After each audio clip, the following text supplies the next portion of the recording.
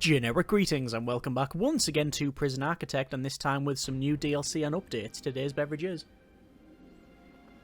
a very nice chilled glass of cranberry juice, very refreshing indeed. So welcome to the recently released Gangs DLC and free Kite update. This is episode 0 of a new series where we will be going through and making a facility with all of this new stuff. And the reason it's in episode 0 is I wanted to go through and check out the patch notes, go in the game, show this new stuff off as well as the changes. And also mainly, the reason I'm not jumping into an episode 1 and building is we've just spent the last 5 or 6 weeks and 20 odd episodes in building a high-risk gang facility from the last introversion update from 2018. So basically, I don't want to jump in and do the same thing again right after the last series. I really need a bit of time to refresh and renew and get to check out the new stuff. So that's the main reason why we're not just jumping into a new series, because it's going to be pretty much the same again but with added difficulty, but we'll touch on that later on. So let's just check out some of the updates on DLC, specifically the update first. So the Kite update, free for everybody, adds a new wardens and dog types. So Dylan Cook and Captain J-Locks have joined the team of available wardens, and also a new random section, and we also have 4 new dog types. So if we go to create new prison, we can see that we now have Captain J. Locks. Staff under Locks' command are able to push past their limits, and prisoners are moulded into model inmates. That sounds actually pretty good. Plus 30% staff stamina, requires 10% more rest, and minus 10% to prisoner reoffend chance. That's actually really good. So it's all about reducing their reoffending rate, increasing probably parole, successful parole hearings, and overall reform. So yeah, in terms of warden additions, that is a good one. We also have Dylan Cook. This gentleman will smooth talk anyone. He will manage to get the best prices for your prison. You better believe he uses coupons at the supermarket. So food costs are lowered by 25%. That might not sound a lot, but if you're running a prison with, say, and focused on high variety and high quantity, which gives massive health benefits and also calming effects and fulfills loads of needs, that can be very expensive, and it's reason why I don't do it. Normally it's medium quantity and medium variety, but you can get this warden and run high on variety and amount, and job done. You'll get all those bonuses with not a huge impact to your bank balance. Programs that require external teachers cost 20% less. So again, it's again reform. You can bring in more people because it's cheaper, so that's pretty good. We also have a random option, which can be whatever. Actually, when we press random, it actually gives us the right. Okay, so when you click it, I thought we'd just say random and we'll find out when we're loaded in, but no, it actually tells you what they've got. Fair enough. In terms of dogs, we've got 4 new dogs. We have the Beagle, the Black German Shepherd, the Chocolate Labrador, and the Doberman. And again, we can randomize it. Or say all dogs, so enable this option to have all dogs available and randomize each hire. Yeah, we're probably going to go with the Beagle, aren't we? Fair enough. So back over to the update here. Prisoners can now have their designated cells swapped manually, allowing to pick who goes where. We've been able to do that in the past using various methods, but this time you can literally select an inmate and move them over. I'll make sure that later on. Intake system has been given an update also, with prisoners now waiting for processing, moving into the reception instead of waiting for a guard to pick them up and move them on. There's also a prisoner replacement option that can maintain the prison population. You can basically get rid of prisoners, and also new CCTV. So if I just go to load prison, and we'll load this one here. So this is where we can check out any of these prisoners, and you can say change the cell, you can assign a guard, you can change the cell, so downgrade cell, upgrade the cell, choose a new cell, and it shows you what's available. So we can say that one there, move them around, etc. So we can check out and move them around if necessary. So that is a good option. Also, when it comes to our intake as well, we now have the option to have remove intake restrictions or keep the prisoner replacement on, and that basically means that you will keep the ratios of what you've got. So if you have a mixed category prison and say 10 of each and 3 min-sec leave and 1 medium, when you have the prisoner replacement on, it'll bring in those 3 minimum and 1 mid-sec, rather than just bringing in the random supermax or high risk or whatever. That's what it does. So it keeps the ratios correct, which is also pretty good. I guess we're best going back to the patch notes there. Oh, actually, no, I wanted to show you in here. We've got informants and where is it? Security. Yeah, we can check out gangs and see the different gang members. You've got different gradings here, different traits, etc. Because we're running the legacy stuff on this prison, it doesn't show you all the options, which is a bit of a shame. But yeah, you've got security menu, you can select prisoners, you can remove the prisoner, which is, yeah, you just basically kick them out. It costs you $5,000 and you can only do it, I believe, every 4 days, but you do have that option there to remove them. You've now got a boiling point overview to show where you've got certain needs, like overall temperature, different needs for prisoners. So a lot more readout in terms of what's going to happen. And there's, as I said, your gang stuff, which has gang traits and the territories and such. But this is on the legacy stuff. When you create a new prison, it is a little bit different. So over to, once again, the patch notes there. We've got 3 new gang types have arrived. We have a quick look on this tab. We have the Vipers, which are insidious bunch that focus on inflicting their prisons with the narcotics they control while being individually deadly themselves. We have the Bone Breakers. I wonder what these do. Can be considered as the muscle-bound thugs, focus more on violence and destruction, and the Jackals, which are the most resourceful, focusing on territory control and contraband sales to increase their financial power. So now the 3 gangs, it's not just red, green, blue. It's Vipers, Bone Breakers, Jackals, which still have their own colours, but the difference being they have different behaviours, so it's more interesting to manage. So looking forward to that. We also have specialised gang activities as well. We'll have a look at that in a moment. Help control the level of difficulty. We've added options to control the number of gangs that you can get. So when you create a new prison, you can set up the gangs. It's either disabled, legacy, that's what we've been playing previously, or you can set it to low, medium, and high. So the default is low, so that is ideal for novice or intermediate players, medium for experienced players, and high for expert players wanting a serious challenge. For the series, we'll most likely be running on low, medium. So low or medium, I don't think high, but by all means let me know. We'll talk about that later on. We'll put on medium for now because we can, and I'm just going to select a 1 just so we can click play and load a new one here. Yeah, so we've got that. You can also change it as well. So in the extras and map settings, you can change it from the gangs to low, medium, or high. However, you can't upgrade from the legacy old school stuff to the new, which is a bit of a disappointment. But at least we know that if we start on, say, low or medium, we can always alter this setting once we're into a series, which is good. You also have the option for more lieutenants as well. So the lieutenants is set to 10 by default, and it says you can choose a number of smaller than 6 if you want a challenge. I wonder why reducing it gives more of a challenge. I thought having more would be problematic, but, well, that's not what it's saying there, but there you are. So new gangs means new behaviours. Each of the new gangs have their own specialised activities, from introducing more narcotics to using force to show others who the boss is. Gangs can now take over areas, making prisoners pay them during the labour. So we've had that previously, but it looks like there's more areas they can take. And when a gang has enough members, they're also able to start making demands to make the stay a little more to their liking. Consequences for not accepting these can be disastrous. So once they're a certain size, they may say, right, hang on, we want less work time, or we want more vending machines, or free Furbies, or whatever they happen to really want. So yeah, we've also got crooked guards, which is an interesting one, because the game has sort of worked on the model prison, as in, like, the guards are doing their best, they're perfect, there's nothing, like, problematic with the guards, but this makes them so they can be, well,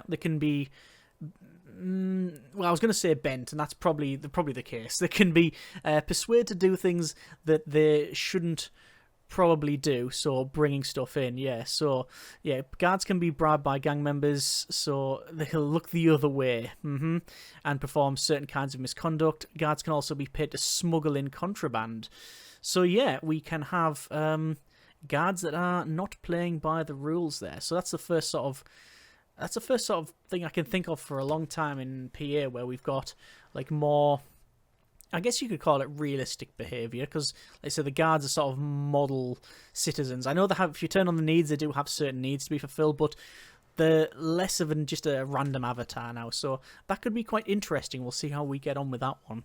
We also have more management and security. Help deal with suspicious staff. Prisoners informants can be used to point out any guards that are being corrupted, so we'll be able to see which guards are being corrupted. And that also means, I'm guessing, it's more dangerous to interrogate your informants because, well, if that informant is telling a guard who's who's being corrupted, then surely that's going to get around and they're going to be immediately marked as a snitch. So let's see how that goes. New programs are available to train guards to better handle any violent incidents and also turn existing gang members and return to a normal, peaceful life. Ex-gang members can be more peaceful and law-abiding and will become targets for existing gang members. So again, it's about managing those. We'll probably have to have protective custody in this new facility. And for those members of your prison that are harder to manage, new security options are also available for simply making specific individuals to keeping an eye on them, sending the most problematic prisoners to another facility. And we've shown the another facility bit. If I just load again this one here, we do have the option under our where is it? Is it security? Yeah, we've got our security menu where we can select certain prisoner types. So there's a vulnerable, there's your dangerous ones. And we can restrict access to certain areas. We can transfer prisoners to a different security type. We can reassign guards, remove prisoners, mark certain prisoners. So you can just like assign a guard to someone, so it's always following them and such. I haven't played around with that too much, but yeah, having that option could potentially be advantageous. As I said, we've talked about bribery and things like that, security options, gang intelligence, create a new prison.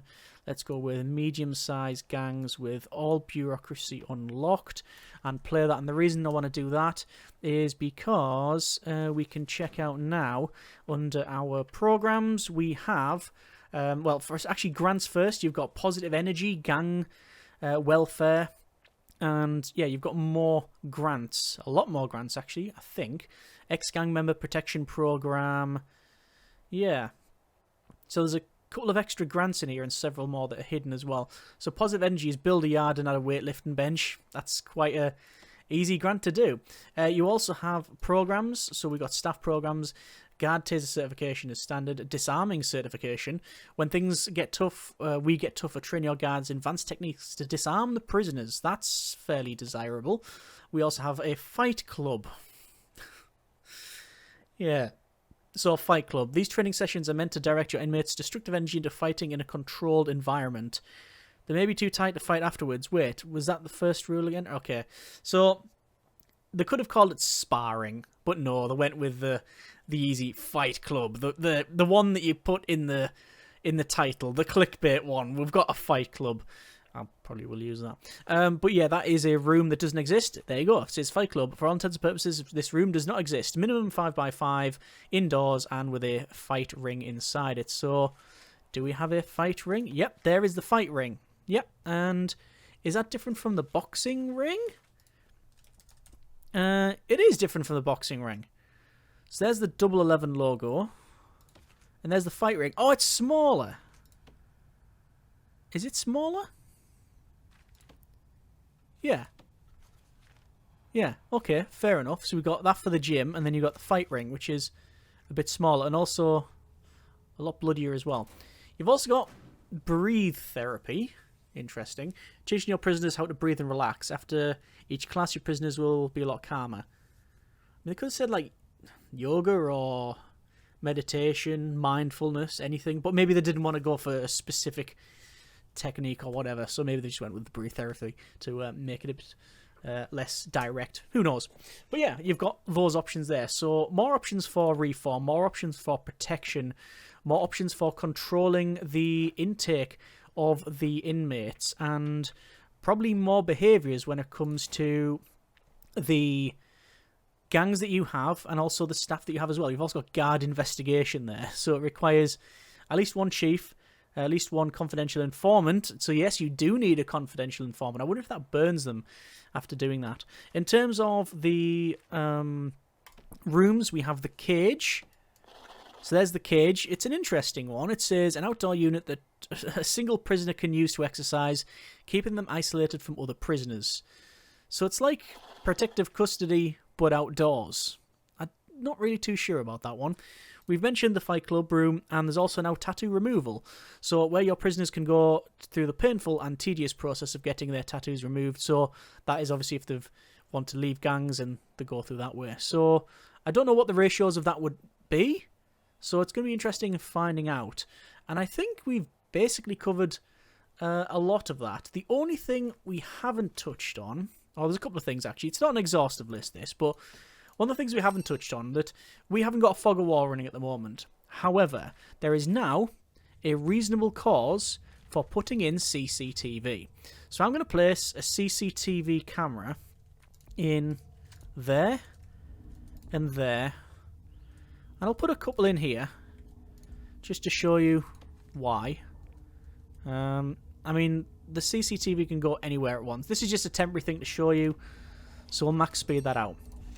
Because previously, the reason I have CCTV cameras in was to provide line of sight. Yeah, so you provide line of sight. Oh, I place it there of all places. Let me just move that along. So yeah, you place these things in, and it gives you a line of sight. But now it acts as like basically an additional security feature. So when you've got them connected up, obviously we do need to staff this thing. The CCTV monitor is now working, just waiting for the other stuff. We'll see if anyone misbehaves, because if a fire is started in the kitchen, brilliant! That's exactly when we needed that during a bit of a demo. The sprinklers will deal with it. So yeah, apparently past us was doing all right on that one. So back over to here, connected up that one to that one. So these are now connected up. If there's any misbehaviour, these cameras will spot it. It says active there as well. I believe you can also toggle on vision cones. And I'm going to pretend I know how to do that.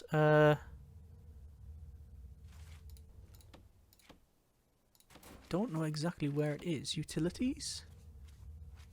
Connections? I think there's a way to toggle on vision cones. There, CCTV. You require CCTV improvement. It's a 3-hour job. Okay, we'll do that. Yeah, I was gonna say I've not just made this one up. Although that has happened before. Yeah, you now have the extra CCTV, which will give you access to the vision cones on the cameras, and also when things are going awry and they're not yet being reported by a guard or something. There you go. So there's the vision cones that are on. So we can see what vision cones we have. I actually quite like that. I think that's a decent thing to... It's not the sort of harsh aspect like previously that we've seen, where it's with the fog of war, it's just you can't see anything and then you've got this cone. So this is a nice little middle ground. But yeah, you can toggle that off if need be. And that's going to provide us with information if someone actually kicks off. Don't know how I can... I don't know how I can... I think I do know how I can... yeah, instant fight. Yeah, it's instant fight. So activate instant fight, and there you go. So where the cameras can see, we get the alerts to say, hang on, we've seen something problematic here. So the vision cone from this camera is seeing all the way over here. So it's giving us information. That's really good. What I'm thinking is I should probably just put properly instant calm that place. There we go. What I'm thinking is a high-risk facility, gang members, supermax, protective custody, legendary prisoners. Probably medium size of gang members, medium size map so it's not as cramped as this. Looking for the reform stuff, working with all of the new gang DLC behaviours, and also very automated as much as possible. So a lot of doors that are literally only openable by a door control system, and have remote doors everywhere with door servos. We'll have these cameras in so we can see what's going on. Different access points for visitors as well as staff. Yeah, all of that I think is probably a good thing. That's something a bit different. And also, we got some remote doors, yellow, red, orange, and a cage gate. Nice. But anyway, that's been a little look at the Gangs DLC and Kite update patch notes, as well as some of the new stuff in-game, whether it be creating a new prison or loading an older one. As I said, I wanted to go through this stuff and make an episode 0 to basically give me a bit of time off. We've went from building a high-risk gang facility to moving on building a high-risk gang facility. Now, it's going to be different because we're going to be building different. We're going to have all of the new stuff that should hopefully at least be comparable to what we've just done and see the improvements, so I'm excited for that. But I do still need a little bit of time off. So at least a couple of days where I can reflect on what we've done and think about the new stuff. If you have any ideas for the new series, whether it be designs, whether it be ideas for themes, or what you would like to see, then by all means let me know. My original intention would be still to run with no mods, with only the Gangs DLC, but if there's any particular DLC you would like activated and there's a strong desire for that, we may turn those on. I'm not going to be doing weather and temperature.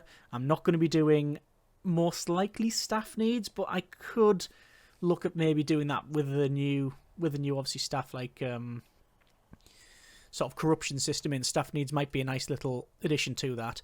But like, certainly Psych Ward, we're not running like that, so we don't need any of those. We don't really want to do the island stuff.